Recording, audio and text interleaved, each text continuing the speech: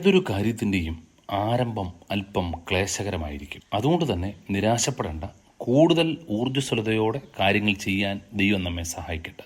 സഭാപ്രസംഗങ്ങളുടെ പുസ്തകം 7-ാം അധ്യായത്തിൻ്റെ 8-ാം വാക്യത്തിൽ പറയുന്നു, ഒരു കാര്യത്തിൻ്റെ ആരംഭത്തെക്കാൾ അതിൻ്റെ അവസാനം നല്ലത്. നമുക്കറിയാം, ജീവിതത്തിൻ്റെ എല്ലാ യാത്രകളിലും ഏത് കാര്യത്തിൻ്റെയും തുടക്കം അല്പം ബുദ്ധിമുട്ടേറിയതാണ്. പുറകോട്ടൊന്ന് ചിന്തിച്ചു നോക്കിയാൽ ഇന്നുവരെയും നമ്മളെത്തിയ നാൾ വഴി ഒന്ന് ആലോചിച്ചാൽ എത്രയേറെ പ്രതിസന്ധികൾ, എത്രയേറെ പ്രശ്നങ്ങളുണ്ടായിരുന്നു. അതുകൊണ്ട് തന്നെ നിങ്ങൾ ഏതെങ്കിലും ഒരു മേഖലയിൽ പുതിയതായിട്ട് ഇറങ്ങിത്തിരിക്കുമ്പോൾ അല്പം ബുദ്ധിമുട്ടും അല്പം പ്രശ്നങ്ങളും അല്പം വെല്ലുവിളികളും ഒക്കെ ഉണ്ട്. സാമ്പത്തിക പ്രതിസന്ധികളൊക്കെ നേരിടാം.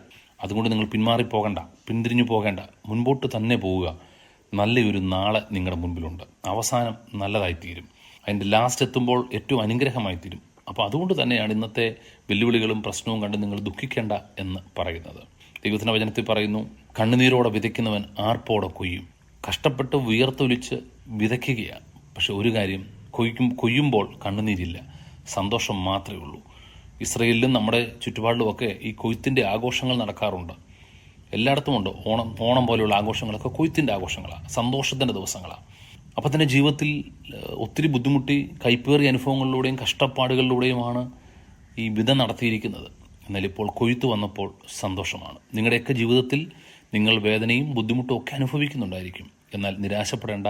കൊയ്ത്തിൻ്റെ നാൾ വരുമ്പം സന്തോഷമായിരിക്കും, അനുഗ്രഹമായിരിക്കും, പ്രത്യാശയായിരിക്കും. അതുകൊണ്ട് തന്നെ കൂടുതൽ ധൈര്യത്തോടെ പറയണം, ഞാൻ ആശങ്കപ്പെടുന്നില്ല, കർത്താവിൻ്റെ കൂടെയുണ്ട്. അപ്പം നമ്മുടെ സാഹചര്യങ്ങൾ പ്രതികൂലമാണെങ്കിലും നല്ലൊരു നാളുകൾ ദൈവം നമ്മുടെ മുമ്പിൽ ഒരുക്കുന്നുണ്ട്. Always remember the tomorrow is going to be the best. നാളുകൾ ഏറ്റവും മനോഹരമാകും. ആ പ്രതീക്ഷയാണ് നമ്മുടെ ഉള്ളിൽ എപ്പോഴും ഉണ്ടാകേണ്ടത്. ചില ആളുകൾ അവരുടെ വായിൽ നിന്ന് തന്നെ പറയും, എല്ലാം തീർന്നു, നശിച്ചു, ഇനി രക്ഷയില്ല. അങ്ങനെയുള്ള വാക്കുകൾ നമ്മുടെ വായിൽ നിന്ന് വരരുത്. ഒരു വഴി അടഞ്ഞു, നിരാശപ്പെടേണ്ട. ദൈവം മറ്റൊരു വാതിൽ തുറന്നു തരും. അതിനകത്ത് ദൈവത്തിനൊരു പദ്ധതിയുണ്ട്. അതുകൊണ്ട് തന്നെ നമ്മൾ പറയണം, ആരംഭത്തേക്കാൾ അവസാനം നല്ലതാണ്. നമ്മുടെ ദൈവം നമ്മളോട് കൂടെ ഉള്ളതുകൊണ്ട് അധൈര്യപ്പെട്ടു പോകേണ്ട കാര്യമില്ല. അസാധ്യങ്ങളെ ദൈവം സാധ്യമാക്കും. ഒരു നല്ല പ്രവൃത്തിയെ ആരംഭിച്ചു കഴിഞ്ഞിരിക്കുന്നു. God has begun a good work in our life. ദൈവം നമ്മളൊരു നല്ല പ്രവൃത്തി ആരംഭിച്ചു കഴിഞ്ഞിരിക്കുക. അതുകൊണ്ട് തന്നെ നിരാശപ്പെടേണ്ട. കർത്താവ് മുൻപിലേക്ക് നിങ്ങളെ നയിക്കും. അതുകൊണ്ട് വീണ്ടും ഞാൻ എടുത്തു പറയുന്നു, ഒരു കാര്യത്തിൻ്റെ ആരംഭത്തേക്കാൾ അവസാനം നല്ലതാണ്.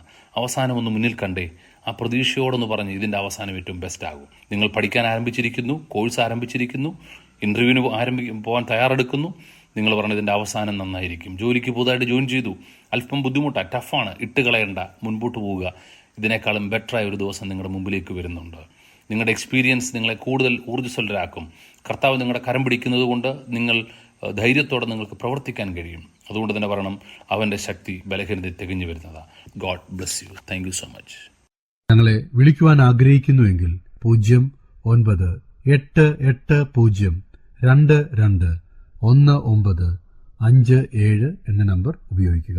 എല്ലാ ബുധനാഴ്ചകളിലും വെള്ളിയാഴ്ചയും രാവിലെ 11 മുതൽ 12 മണി വരെയുള്ള സമയം ഞങ്ങൾ നിങ്ങൾക്കായി പ്രാർത്ഥിക്കുന്നു. പ്രാർത്ഥനയ്ക്കായി വിളിക്കേണ്ട ഫോൺ നമ്പർ 079960010203.